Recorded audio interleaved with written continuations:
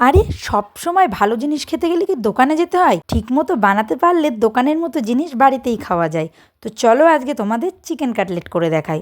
প্রথমে 450 থেকে 500 গ্রাম boneless chicken নিয়ে তার মধ্যে পরিমাণ মতো আদা, রসুন, পেঁয়াজ, ধনেপাতা, কাঁচা লঙ্কা, একটা ডিম আর জিরে গুঁড়ো, ধনে গুঁড়ো ভালোভাবে দিয়ে আমরা একটা পেস্ট করে নেবো। আমি জিরে গুঁড়োগুলো দিতে ভুলে গেছি।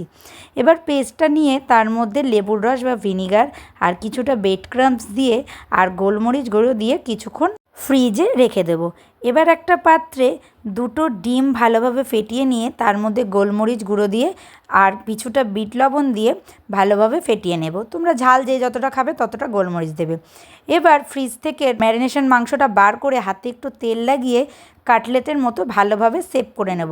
আমার মাংসটা যেহেতু একটু নরম হয়ে গেছে তার জন্য আমি একবার কোট করেছি। এবার ভালোভাবে কোট করে নিয়ে প্রথমে ব্রেড ক্রাম্বসে, তারপর ডিমের গলায়, এইভাবে দুবার করে বা তিনবার করে যে যতটা বেশি ক্রাঞ্চি খেতে পছন্দ করবে সে ততবার করবে। আমার যেহেতু মাংসটা নরম হয়ে গেছে তাই আমি দুবারের বেশি করতে পারিনি।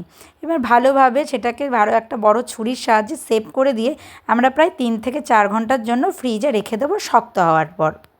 কাটলেটটা ভালো মতো শক্ত হয়ে গেলে বা শেপে চলে আসলে আমরা একটা কড়াইয়ে বেশ অনেকটা পরিমাণ সাদা তেল একদম ভালোভাবে গরম করে নেব। ভালোভাবে গরম করে নেওয়ার পর আমরা কাটলেটগুলো আস্তে আস্তে ছেড়ে দিয়ে গ্যাসের ফ্লেমটা কমিয়ে রাখবো। কমিয়ে যদি না রাখি তাহলে ভেতরের মাংসটা সেদ্ধ হবে না আর ওপরটা পুড়ে যাবে। এবার ঢাকা দিয়ে ভালোভাবে এপিট ওপিট করে লাল লাল করে ভেজে নেব, যাতে ভেতরের মাংসটাও নরম হয়ে যায় আর খেতেও টেস্টি লাগে।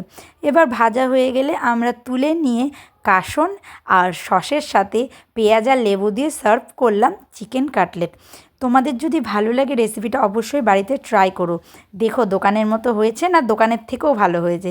তো ভিডিওটা যদি ভালো লাগে একটা লাইক করে দিও, কমেন্টে জানিও কেমন লাগলো। চ্যানেলে নতুন হলে চ্যানেলটি সাবস্ক্রাইব করে দিও আর ভালো থেকো। টাটা।